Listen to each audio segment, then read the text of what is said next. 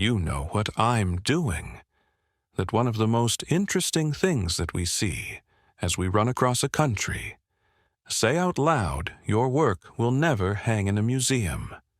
Bob. Bob Ross made painting feel like magic, and for 31 seasons he invited millions of viewers into his world. But what if I told you that behind those peaceful landscapes was a storm brewing, the Bob Ross we saw on screen? The kind, soft-spoken artist was also a man caught in a tangled web of personal struggles, and now his son, Steve Ross, has confirmed the truth that so many suspected. This is the story they never wanted you to hear. In this video, we'll find out the true story in details. Come along as we find out together. Steve Ross, following in his father's footsteps. Steve Ross never set out to be a painting instructor. Like his father, Bob Ross. At first, he wasn't even all that interested in the family business. Can you imagine growing up with Bob Ross as your dad, surrounded by art, and still not being sure if that's your path? But life has a funny way of bringing things full circle. Steve eventually found himself drawn quite literally into the world of painting. Not just as Bob Ross's son, but as an artist in his own right. And once he fully embraced it, he carried on his father's legacy in a way that felt both familiar and uniquely his own. He wasn't just copying Bob, he was building on what his dad started, adding his own flair and teaching style, while keeping the heart of what made Bob Ross's art so beloved. Bob Ross was the man who made painting feel like magic. With his gentle voice, happy little trees, and calm demeanor, he was the ultimate symbol of peace and positivity. But after his passing, whispers started to spread. Stories that didn't match the image we all knew and loved. And now, years later, his own son has finally broken his silence. What was Bob Ross really like when the cameras stopped rolling? Were the rumors true? And why did it take so long for his son to speak out? Stay with us until the very end, because the truth about Bob Ross might just change everything you thought you knew. His earliest brushes with fame, pun totally intended, came when he started appearing on The Joy of Painting. If you've ever watched those old episodes, you probably remember seeing Steve, nervous, a little stiff, clearly still finding his footing, reading viewer questions while his dad painted effortlessly beside him. His first appearance was in the very last episode of the first season, which, in hindsight, feels like a passing of the torch moment. Bob was already a seasoned pro, and Steve, well, he was just getting started. But as the seasons went on, you could see him grow more comfortable, more confident. By the time he was painting on camera himself, he wasn't just Bob Ross's kid trying to keep up. He was an artist fully in his element. And Bob ever. The proud dad made sure viewers knew just how talented his son was. Every once in a while, when we can get him off the road from teaching, I have my son Steve come in and do a little painting for us. Bob would say beaming, and you could tell it wasn't just for show. He genuinely believed in Steve's talent. Now let's talk about the wet-on-wet technique, because if you know anything about Bob Ross, you know that's kind of his thing. Except, well, it wasn't originally his thing. Bob learned it from Bill Alexander, the Austrian painter who basically pioneered this approach. But Bob refined it, made it look effortless. And Steve, he learned it straight from the master. You could see him using the exact same approach, down to the little details, starting with a thin, even coat of liquid white blending colors directly on the canvas, layering wet paint over wet paint, so the whole thing came together, like magic. And just like his dad, Steve had a favorite subject. Mountains, he once admitted on camera. "I love to paint mountains. I'd say they're about my favorite thing." And honestly, can you blame him? There's something almost meditative about the way he painted them, pulling colors down with his palette knife, shaping peaks and ridges with just a few strokes. Watching him work, you could tell he wasn't just copying his dad. He was fully immersed in the art, making it his own. But Steve wasn't content to just be Bob Ross's son. He built a name for himself outside of the joy of painting, traveling all over the country to teach art workshops. For years, he crisscrossed America, showing people how to bring landscapes to life on canvas. He loved the job, not just for the painting, but for the connections he made along the way. Between that and the people you meet, I'd say there's just no better job than being a painting instructor, he once said. But then, in 1995, everything changed. Bob Ross passed away, and Steve stepped away from painting. It makes sense. Losing a parent is devastating, and when your career is so closely tied to that parent, it's even harder to keep going. For a long time, it seemed like he might never return to painting at all. But art has a way of calling you back. Years later, in 2021, Steve resurfaced with his first public exhibition at the Northern Waters Casino Resort in Watersmeet, Michigan. And let's just say, the reaction was exactly what you'd expect. People were in awe. Michael Broderick, the casino's general manager, raved about Steve's work, calling it masterful, delicate, and nuanced. That's the thing about Steve. His paintings have this quiet beauty, this subtle depth that goes beyond just technique. It's emotion on canvas, and while he still honors his father's legacy, he's also made it clear that he's his own artist. He doesn't believe in rigid precision when it comes to painting. I don't believe precision is very artistic myself. Some people have different opinions, he once shared. That's the heart of what makes him different from Bob. Where Bob focused on happy little trees and soothing narration, Steve brings a more introspective energy. He understands, just like his father did, that painting isn't just about making something look good. It's about the feeling it gives you. I can't think of anything else in the whole world that makes me feel like painting does.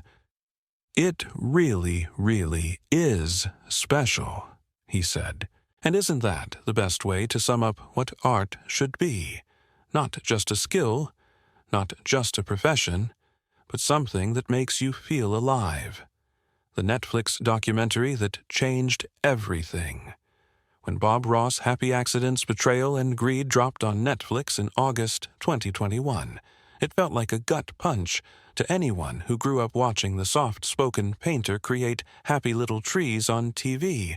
I mean, Bob Ross was supposed to be that one figure in pop culture who was completely untouchable, pure, peaceful, and all about spreading joy with a paintbrush.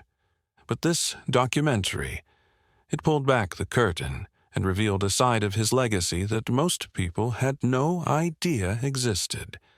And let me tell you, it wasn't pretty. It was a full-blown mess of legal battles, shady business dealings, and a heartbreaking story about how the people closest to him fought over his name and empire after he died. Can you imagine? The same man who just wanted the world to relax and paint was in reality the center of some of the nastiest behind-the-scenes drama, directed by Joshua Rope and produced by Melissa McCarthy and Ben Falcone. The documentary mainly follows Bob's son Steve Ross as he finally gets the chance to speak out about what happened after his father passed away in 1995, and Steve does not hold back. One of the first things he says in the film is, "I've wanted to get this story out for all these years. What they did was shameful, and people should know that." And right there, you know this isn't going to be a feel-good, nostalgic trip down memory lane. This is a straight-up expose. The core of the story revolves around Bob Ross Inc. BRI, the company that was originally created to sell painting supplies and instructional videos in the 1980s. But according to the film, it became something much darker after Bob's passing. Now, here's where it gets really insane. The documentary drops multiple bombshells, but the most shocking one: Kowalskis, Bob's longtime business partners, allegedly tried to make him sign away the rights to his own name and likeness on his deathbed. Yeah, you read that right. The man was literally dying of lymphoma at just 52 years old, and they were still trying to squeeze whatever they could out of him. And when he refused to sign, the film claims it led to a heated argument that left Bob furious. Can you even imagine? A man who spent his entire life preaching kindness and peace, spending his final days battling over his own name. It's heartbreaking, and that's just the tip of the iceberg. The film also strongly hints at an affair between Bob Ross and Annette Kowalski, which, if true, would complicate things even further. But the biggest revelation is how the Kowalskis ended up with everything after. Bob died. His name, his brand, his likeness, all of it. The documentary portrays them as ruthless business people who used aggressive legal tactics to shut down anyone who got in their way. And when you hear the stories from people who knew Bob, you start to realize just how much was taken from him and his family. The situation with Steve Ross is especially heartbreaking. He had to fight a long legal battle against the Kowalskis just to get what he felt was rightfully his. But despite his efforts, things didn't go his way. In 2018, he filed a federal lawsuit trying to reclaim some of his father's legacy. But by then, it was almost too late. Bob had left most of his estate to his half-brother Jimmy Cox, who later handed it over to the Kowalskis in 1997. And just like that, Bob Ross Inc. was completely out of the Ross family's hands. But here's what's really wild. Getting this documentary made wasn't easy. The filmmakers ran into major roadblocks because so many people were too scared to talk on camera. McCarthy and Falcone even mentioned in interviews that at least a dozen people refused to be involved, fearing legal retaliation from the Kowalskis. Even Falcone himself admitted everyone's afraid of getting sued, even as we're having this discussion with you now. We've been kind of warned to keep to the basics. Try not to get too into it, because we will get sued. Imagine being that powerful, that people are still walking on eggshells around you years later. And when the documentary finally came out, social media exploded. Fans who had adored Bob Ross for years were livid. People couldn't believe what they were hearing. This wasn't just some minor business dispute. This was his entire legacy being controlled by people who, according to the documentary, didn't have his best interests at heart. The backlash was fierce. One journalist summed it up perfectly. The back half of the documentary alleges that a combination of legal pressure, questionable ethics, and full-on bullying may have led to their ability to control the intellectual property and branding behind Bob Ross Inc. And honestly, that's exactly what it felt like. But of course, Bob Ross Inc. didn't just sit back and take the hit. They quickly released a statement calling the film inaccurate and heavily slanted, and claiming the filmmakers never really gave them a chance to tell their side. They also pointed out that Steve Ross's lawsuit had actually been dismissed in 2017, and that everything had been settled through a standard, court-ordered mediation process. In other words, they wanted people to believe that this was all old news being stirred up for drama. But after watching the documentary, a lot of people weren't buying it. Here's the thing, though. Despite all the legal mess, the corporate greed, and the heartbreaking way his legacy was handled, Bob Ross himself remains untouchable in the hearts of fans. If anything, this documentary made people love and appreciate him even more, because now they weren't just admiring his paintings and his soothing voice. They were recognizing the man behind the brand, a man who, despite all the battles and betrayals, never stopped doing what he loved. Joshua Ruffey, the director, summed it up best. In many ways, I think of this as a father-son story and a reminder of what life could be like when we're robbed of years with our loved ones, because somebody gets sick and passes away far too early. And that's exactly what makes this documentary so powerful. It's not just about Bob Ross, the icon. It's about Bob Ross, the person. And honestly, if there's one thing to take away from this whole saga, it's that corporate greed is ugly, but real art, real passion, that's forever. Bob Ross spent his life trying to make the world a more beautiful place, and no amount of lawsuits or shady business deals can ever take that away. Bob Ross was more than just a painter. He was a legend. His soothing voice, his endless positivity, his belief that there were no mistakes, just happy accidents. It all made him one of the most beloved TV personalities of all time. But after his passing, whispers started to grow. Was everything as perfect as it seemed? Or was there a hidden side to Bob Ross that no one ever talked about? Now, his son is finally speaking up, confirming what many had suspected but never dared to say. And trust me, the truth is more complicated than you think. Stick with us till the very end, because what really happened behind the scenes will change the way you see Bob Ross forever. Steve confirms the long-standing rumor.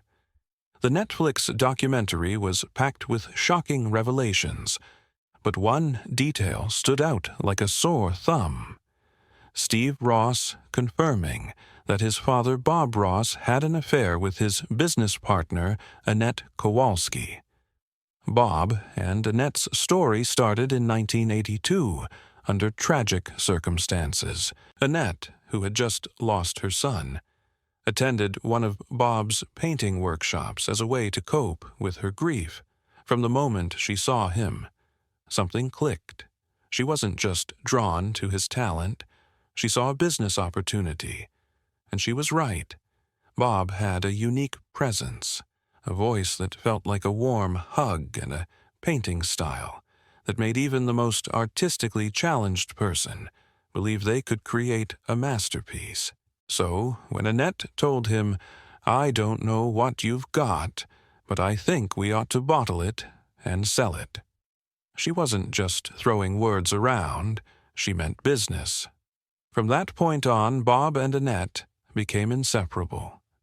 Professionally, at first, Annette and her husband Walt Kowalski played a crucial role in making Bob Ross a household name. They helped turn his TV presence into a full-blown business empire, selling painting supplies, instructional materials, and, of course, the famous Joy of Painting brand. It all seemed picture-perfect until it wasn't. At some point, their professional relationship started crossing personal lines, and here's where things get messy. Bob was married to his second wife, Jane, at the time. But according to Steve, his father and Annette's relationship went beyond business. In the documentary, he doesn't beat around the bush. He flat out says there wasn't a affair between my father and Annette. Yes, can you imagine sitting on that kind of truth for years, knowing people were speculating but never saying a word? Steve finally decided to lay it all out, confirming what had long been whispered behind closed doors. Now, let's talk about how this affected the Ross family, because as you can imagine, this wasn't something that could just be swept under the rug. Steve recalls hearing a heated argument between his father and stepmother Jane after she found out about the affair. And listen, if you've ever witnessed a serious argument between a married couple, you already know things must have been intense. Despite this, Bob and Jane stayed together until Jane's passing in 1992, but their marriage was never quite the same. The affair cast a long shadow over everything, including the business partnership between the Rosses and the Kowalskis. Steve puts it plainly in the documentary. The partnership between the Kowalskis and the Rosses was never quite the same after that. And honestly, how could it be? This wasn't just some minor workplace drama. It was a full-blown betrayal that blurred the lines between business and personal life in the worst way possible. Over time, that tension only grew, setting the stage for the fierce legal battles that would come after Bob's passing. But here's where it gets even more interesting. The Kowalskis deny everything. Yup, despite Steve's first-hand account, they insist that there was never an affair, nor was their relationship with Bob ever fractured at any point. Now, call it damage control or call it denial, but that's a pretty bold claim, considering what Steve has shared. And let's be honest, people don't just make up stories like this, especially when there's so much at stake. For years, Steve kept his father's personal life out of the spotlight. He stayed quiet, even as rumors swirled. But in the Netflix documentary, he decided it was time to speak his truth. And can you blame him when you're watching people rewrite history while you know the real story? There's only so long you can stay silent. Steve admits that this was not an easy thing to talk about. It's one thing to tell the world, your father was a brilliant artist and an amazing teacher. It's another to confirm that he had an affair that led to deep, lasting fractures in both his family and his business. But for Steve, revealing this truth was part of explaining why the Ross and Kowalski families ended up on opposite sides of bitter legal battles. It wasn't just about money or business deals. It was about a history of broken trust, betrayal, and personal wounds that never fully healed. And when you think about it, it makes sense. As Bob's health declined, these old wounds only deepened. The legal fights that came after weren't just about controlling Bob Ross's name and legacy. They were about unresolved tensions that had been bubbling under the surface for years. The affair wasn't just some scandalous secret. It was a turning point that changed everything. The battle over Bob Ross, Inc. Bob Ross, with his calming voice, effortless brushstrokes, and signature permed hair, became one of the most beloved TV painters of all time. But behind those peaceful landscapes and happy little trees was a business empire that turned into a legal battlefield, one that would affect his family for decades. Back in 1984, Bob Ross, Inc. was born. It wasn't just Bob's company. He owned it, with his wife Jane and two of their closest friends, Walt and Annette Kowalski. Each of them had an equal 25% share. Now, at first glance, this might seem fair, right? Everyone gets a piece of the pie, but there was one small detail in their agreement that would change everything. If any partner died, their share wouldn't go to their family.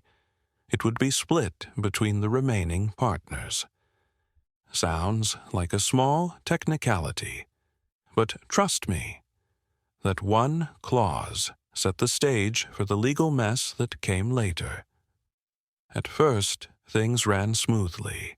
Bob Ross was the face of the company. His TV show, The Joy of Painting, was exploding in popularity, and the business was thriving. But despite being the reason people tuned in, Bob never actually had full control of the company that carried his name. Then in 1992, tragedy struck. Jane Ross passed away, and because of that business agreement, her 25% didn't go to Bob. It was automatically divided between Walt and Annette Kowalski. Just like that. Bob was no longer an equal partner. He owned only 1/3 of the company, while the Kowalskis controlled 2/3. And if you've ever been in a situation where someone else holds the majority of the power, you know how this was about to play out. Things took a turn for the worse when Bob got sick. In 1994, while he was battling lymphoma, the Kowalskis saw their opportunity. They brought him a contract, hoping he would sign over the rights to his name image and everything he had ever created. According to Bob's son Steve Ross, it wasn't just a casual conversation. It was a full-blown confrontation. Steve remembers hearing his father yelling, "I'm not giving you my name." He knew exactly what was happening. The Kowalskis weren't just asking for a contract. They were trying to take ownership of the very thing that made Bob Ross who he was. Now, Bob may have been soft-spoken on TV, but he wasn't about to be pushed around. Instead of signing the contract, he changed his will. He made sure that when he passed away, his name image and everything he had created would go to his son, Steve, and his half-brother, Jimmy Cox. It was his way of making sure his legacy stayed with his family, not with his business partners. But unfortunately, things weren't that simple. Bob Ross passed away on July 4th, 1995, and that's when the real legal battle began. The Kowalskis wasted no time. Because of that original business agreement, they had the right to buy Bob's remaining 1/3 of the company from his estate. And then they took it a step further.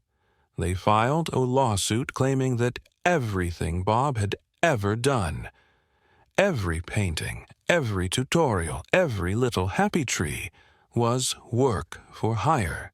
In other words, they argued that Bob never had the right to leave his name and image to his family in the first place, because it already belonged to the company. It's the kind of legal loophole that makes your stomach turn. At that point, Bob's half-brother Jimmy was in charge of the estate, and he had a tough choice to make. Fighting the Kowalskis in court would take years and a lot of money that he just didn't have. So in 1997, he settled. The Kowalskis got exactly what they wanted: full control over Bob Ross's name-likeness and all of his creative works. That was the moment when Bob Ross, Inc. officially became theirs. Steve, Bob's son, didn't stand a chance. Years later, in 2017, Steve tried to fight back. He sued Bob Ross, Inc., hoping to reclaim his father's name and legacy. But in 2019, a federal judge ruled against him, stating that the contracts Bob had signed over the years legally gave those rights to the Kowalskis, and that was that. The fight was over. Today, Bob Ross, Inc. is still thriving, but it's not run by Bob's family. Instead, it's operated by Joan Kowalski, Walt and Annette's daughter. The company makes millions off Bob's legacy. His face is on T-shirts. His paintings are on everything from coffee mugs to socks, and even Netflix has a documentary about his life.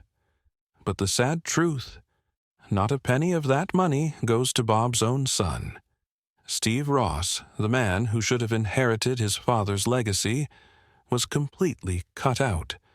We all know Bob Ross as the soft-spoken, kind-hearted artist who made painting look as easy as breathing. But what if we told you there were secrets behind that smile? For years, rumors have swirled about Bob Ross's life, behind the camera's stories that didn't match the peaceful image we all knew. And now, his son Steve Ross has finally broken his silence. What really happened to Bob Ross behind the scenes? What did Steve go through after losing his father? And why did he stay silent for so long? The truth is more heartbreaking than you'd expect. And by the end of this video, you'll see Bob Ross and his legacy in a way you never have before Steve's struggle after his father's death. Steve Ross's world turned upside down when his father, Bob Ross, passed away in 1995. You know how people say time heals all wounds? Well, for Steve, it didn't feel that way. His dad wasn't just his father. He was his mentor, his best friend and his guide through life. Losing him was like having the sun suddenly disappear from the sky, leaving nothing but darkness. And that darkness, it swallowed Steve whole. Bob Ross was all about spreading joy, making people feel at peace with a simple paintbrush and a blank canvas. But for Steve, life after his dad's passing was anything but peaceful. His world became a place of sorrow, isolation, and emotional exhaustion. And honestly, he didn't see a way out. At one point, the pain got so bad that Steve actually considered ending it all. Imagine feeling so lost, so completely shattered, that you start thinking about swerving into oncoming traffic just to stop hurting. That's where he was. Grief wasn't just something he carried. It was something that crushed him under its weight every single day. And the thing that had always been his refuge painting became the very thing he couldn't bear to do anymore. Every brush stroke was a reminder of his dad, every color a painful memory. So he stopped painting, stopped teaching, stopped being a part of the world his father had built. For years, Steve Ross disappeared from public life, retreating into himself like a hermit. Can you imagine that? Going from having a famous, beloved father to suddenly being alone, avoiding the very thing that once brought you joy.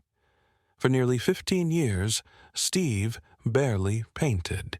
He only created enough art to scrape by financially, but even that became too much. Eventually, he abandoned it completely. And the saddest part, he didn't even realize that people still cared, that fans of his father and of him were out there wondering where he was hoping he'd return to the art world. He thought the world had moved on, but oh, how wrong he was. Fast forward to 2019, and something shifted. After nearly 25 years of grief, legal battles, and self-imposed isolation, Steve Ross finally found his way back. He picked up a paintbrush again, not just for himself, but for the people who had been waiting all these years. His comeback started small, in a little town called Winchester, Indiana, where he hosted a painting workshop with Dana Jester, one of his father's closest friends, and a certified Bob Ross instructor. What happened next? Well, it was nothing short of amazing. People showed up in droves, dozens of painters, hundreds of fans, and thousands more watching online. The love was still there, the admiration, the excitement, the pure joy of watching Steve Ross paint again. And that one event, it reignited something inside him. Suddenly, he wasn't just grieving Bob Ross anymore. He was carrying on his legacy. Steve started teaching painting workshops again, traveling to places like Tennessee and Colorado to share his knowledge. He even held classes at the Blount County Library in Maryville, Tennessee, near the breathtaking Great Smoky Mountain National Park. Along the way, he partnered with artist Bram Bevins in 2022, teaming up to bring more people into the world of painting. But just when things were looking up, life threw another curveball. In 2022, Steve suffered a heart attack. Just like that. Everything had to pause again. It was yet another challenge, another obstacle in his journey back to himself. But if there's one thing Steve Ross has proven, it's that he doesn't give up. His recovery is going well. And even though he had to step back from teaching for a while, he's determined to start again. Steve Ross's story isn't just about grief. It's about resilience, about finding your way back after losing everything, about realizing that even when you think the world has forgotten you, there are still people out there who care, who believe in you, who want to see you succeed. And most importantly, it's a story about how, no matter how painful the past may be, it's never too late to pick up the brush and start again. With this, we have come to the end of this video. Thanks for watching. If you enjoyed this video, do well to like, comment, and subscribe for more content. To enjoy more thrilling stories, click now on the following video that pops up on your screen.